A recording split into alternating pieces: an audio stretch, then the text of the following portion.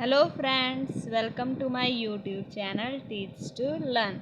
आज की इस वीडियो में हम बात करेंगे electric field on equatorial line of an electric dipole. It means कि इक्वेटोरियल लाइन के कारण जो इलेक्ट्रिक डाइपोल पे कितनी इलेक्ट्रिक फील्ड एक्ट करेगी, हम उसके बारे में इस वीडियो में आज ये पूरी डेरिवेशन करेंगे, जिससे हमें ये सारी बातें पता चलेंगी।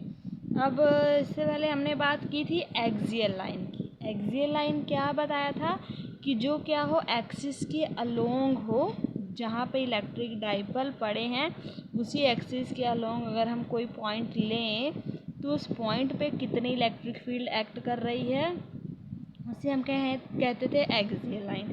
अब यहाँ हमने किसकी बात करनी है? इक्वेटोरियल लाइन की। इक्वेटोरियल लाइन क्या होती है? वो लाइन जो किसी भी लाइन को क्या करे, इक्वल सिस्टम में डिवाइड कर दे, उसे हम कहेंगे इक्वेटोरियल लाइन। और ये क्या होती है? जो इलेक्ट्रिक डाइपोल है उसके क्या होगी, परपेंडिकुलर होगी और ओ पॉइंट के बिल्कुल परपेंडिकुलर होगी। ओ पॉइंट क्या हमने कहा था? ओ पॉइंट क्या है? इस इलेक्ट्रिक डाइपोल का मिड पॉइंट है। मिड पॉइंट के परपेंडिकुलर अगर कोई हम पॉइंट लेंगे तो वो इस लाइन को इक्वली डिवाइड करेगी। वही बात आज हम देखनी है कि इस इक्वेटोरियल लाइन के कारण इस इलेक्ट्रिक डाइपोल पे कितनी इलेक्ट्रिक फील्ड एक्ट करेगी। अब ये शुरू करने से पहले हम देख लेते हैं कि हमें कुछ क्या लिखना पड़ेगा, वो देखते हैं। Consider an electric dipole having -q and +q at point A and B respectively. हमने दो इलेक्ट्रिक डाइपोल ले लिए जिनके ऊपर चार्ज कितना है, -q और +q, और रखे कहाँ हुए हैं, ए एंड बी पॉइंट के respectively. Let 2a B the distance between two charges. ये तो हमें पता ही है कि जो इलेक्ट्रिक डाइपोल के बीच का डिस्टेंस है वो हम क्या लेते हैं, 2a। तो 2a उनका क्या होगा, डिस्टेंस हो गया। Let p is any point at a distance r from centre of dipole. हमने एक पॉइंट ले लिया p जो सेंटर ऑफ डाइपोल से कितनी दूर है, r डिस्टेंस पे दूर है। तो डाइपोल मोमेंट जो होगा उसकी वैल्यू क्या होगी, p vector is equal to charge into distance between two charges. ये तो बात हो गई इसकी। अब ये जो p पॉइंट है वो a और b से क्या होगा, किसी एंगल के अलोंग भी होगा ही।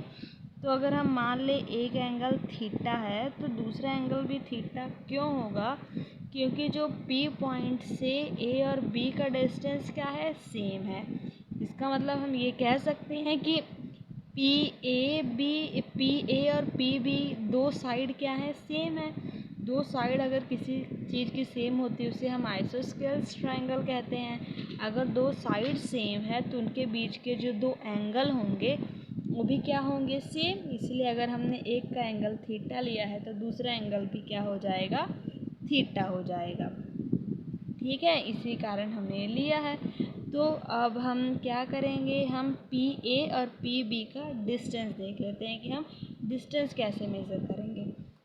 चाहे हम POA ट्रायंगल ले लें या POB ट्रायंगल ले लें, दोनों से ही PA और PB की वैल्यू निकल आएगी। जब हम देखेंगे तो हमारे पास OP की वैल्यू भी है और OA की वैल्यू भी है।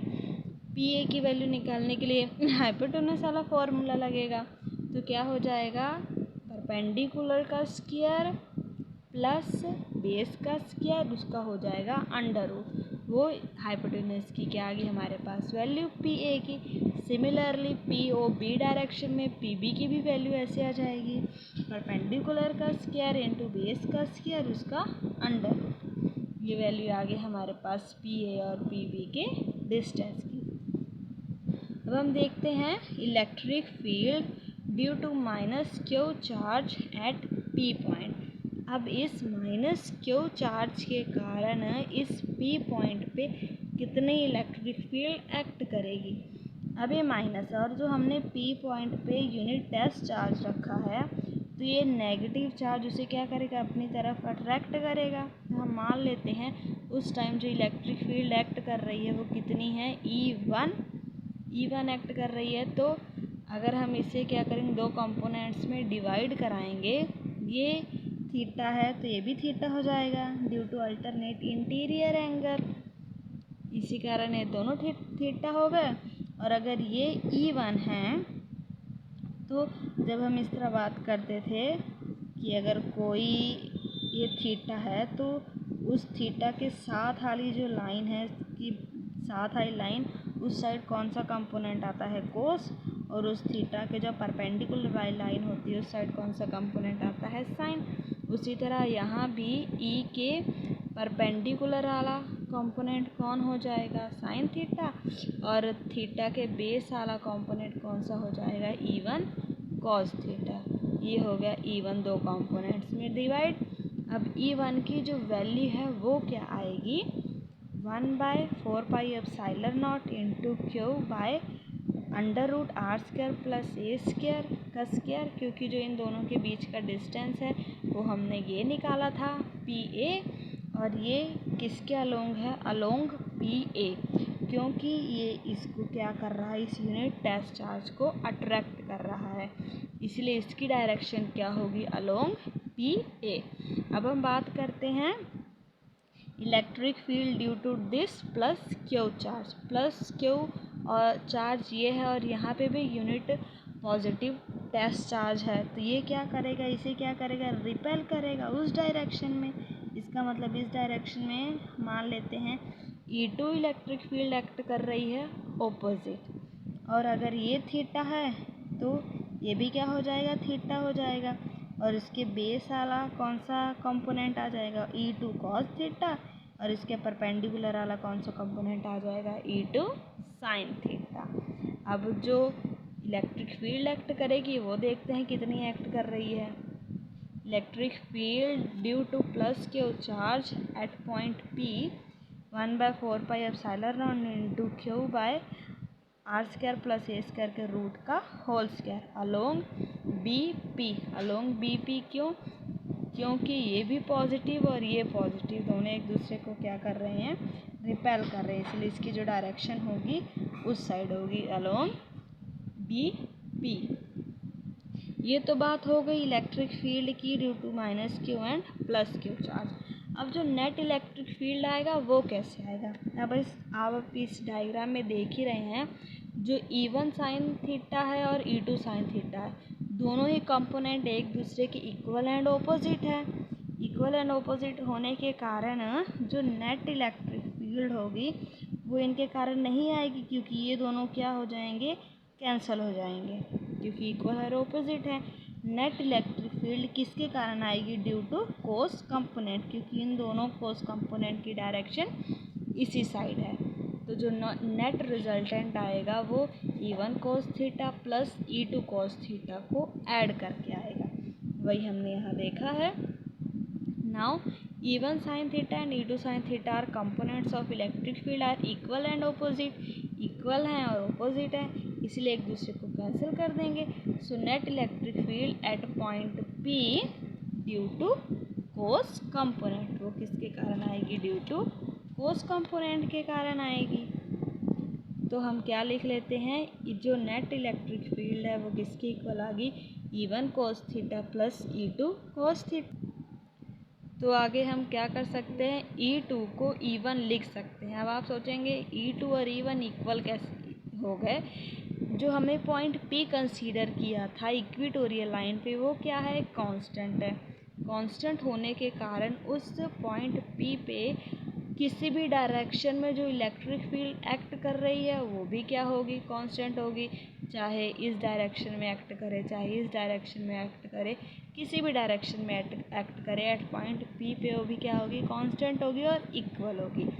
इसीलिए E1 और E2 क्या है, एक दूसरे के इक्वल हैं। तो हमने यहाँ पे E2 की जगह क्या लिख लिया, E1, तो ये क्या बन गया 2E1 cos थीटा। अब फ्रॉम इक्वेशन 1 E1 की वैल्यू हमारे पास ये थी, वो हमने क्या कर दी, यहाँ पे फिल कर दी। अब जो कोस थीटा की वैल्यू है वो हम देखते हैं कैसे आई है, थ्रू डायग्राम। यहाँ पे ये है हमारे पास थीटा, चाहे हम ये वाली ट्राइंगल ले लें चाहे ये वाली ट्राइंगल ले लें। कोस थीटा होता क्या है वैसे, बेस बाय हाइपोटेनस। यहाँ पे बेस क्या है, ए। इस ट्राइंगल में भी देखें या इस ट्राइंगल में भी देखें, बेस ए है और हाइपोटेनस क्या है, r square plus a square का अंडर रूट मीन्स पावर 1/2। ये हो गया कोस थीटा की वैल्यू। यही वैल्यू हमने वहाँ पे फिल की है अगली इक्वेशन में। जैसा कि मैंने आपको कहा था कोस थीटा की वैल्यू ये है, तो हमने वही यहाँ पे फिल कर दी। अब हमने सबसे पहले क्या लिखा था, जो डाइपोल मोमेंट है वो किसके इक्वल है, Q इंटू 2A के इक्वल है। तो यहाँ पे देखें ऊपर क्या बन गया, Q इंटू 2A। तो इसकी जगह पे हम डाइपोल मोमेंट लिख सकते हैं, वही यहाँ पे लिख दिया, बाय 4πε0। इसकी पावर 1 है, इसकी पावर 1/2 है। 1 + 1/2 क्या होता है, 3/2। जब इसका एलसीएम लेंगे तो 3/2 बन जाएगा। तो r square plus a square की पावर क्या हो गई, 3/2। जब हमने इसे वेक्टर फॉर्म में लिखा इलेक्ट्रिक फील्ड को, तो हम देख रहे हैं जो रिजल्टेंट है वो क्या आ रहा है, नेगेटिव आ रहा है। रिजल्टेंट नेगेटिव आने का मतलब क्या है कि जो नेट रिजल्टेंट है उसकी डायरेक्शन इलेक्ट्रिक डाइपोल मोमेंट की क्या है, ऑपोजिट है। अब हमने यहाँ पे जो net electric dipole moment electric field करी, वो किस कंपोनेंट के ऐड करने से आई थी, E1 cos थीटा के कंपोनेंट से ऐड करने से आई थी। और उसकी डायरेक्शन कहाँ थी, इस साइड है कोस कंपोनेंट की। पर जो इलेक्ट्रिक डाइपोल मोमेंट की डायरेक्शन है वो इस साइड है, नेगेटिव टू पॉजिटिव। अब हम देख सकते हैं दोनों की डायरेक्शन क्या है, ऑपोजिट है। ये नेट इलेक्ट्रिक फील्ड की डायरेक्शन है ड्यू टू कोस कंपोनेंट, और ये है डाइपोल मोमेंट की डायरेक्शन। दोनों क्या है, एक दूसरे के ऑपोजिट हैं और एंटी पैरेलल हैं। इसी कारण जो नेट इलेक्ट्रिक फील्ड की वैल्यू आई है ड्यू टू डाइपोल, वो क्या है, नेगेटिव आई है। इसी कारण यहाँ पे जो वैल्यू है उसके आगे क्या आ गया, वेक्टर फॉर्म में नेगेटिव। ये हो गया हमारे पास इलेक्ट्रिक फील्ड की derivation on equatorial line due to electric dipole. अब इसके हम बात करते हैं कुछ स्पेशल केस के बारे में।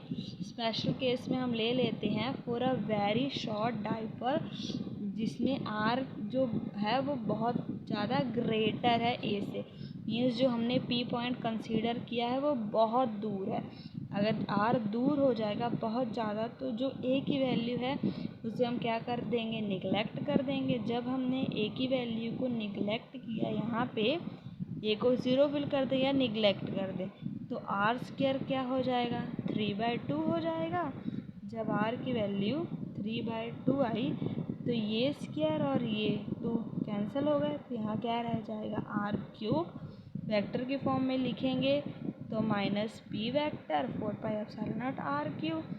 p और 4πε0 तो कांस्टेंट ही है। तो जो इलेक्ट्रिक फील्ड है वो किसके डायरेक्टली प्रोपोर्शनल हो, इन्वर्सली प्रोपोर्शनल होगा r³ के। या तो हम ये कह सकते हैं ये वेक्टर डायरेक्टली प्रोपोर्शनल होगा 1/r³ के। ये हो गया हमारे पास इक्वेटोरियल लाइन का टॉपिक कंप्लीट। उम्मीद है आप लोग को वीडियो समझ आ गई होगी। समझ आई हो वीडियो तो इसे लाइक करें, मेरे चैनल को सब्सक्राइब करें। Thanks for watching my video.